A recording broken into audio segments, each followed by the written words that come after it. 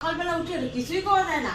কি করে? কথাটা বলুন এখানে খাক করে মোর গালাতে ধরলা। খাকরে ধরবি কামড়ে ধরবি তাহলে?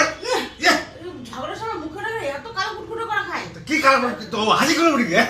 কি রে কামড়ে যাবে রে?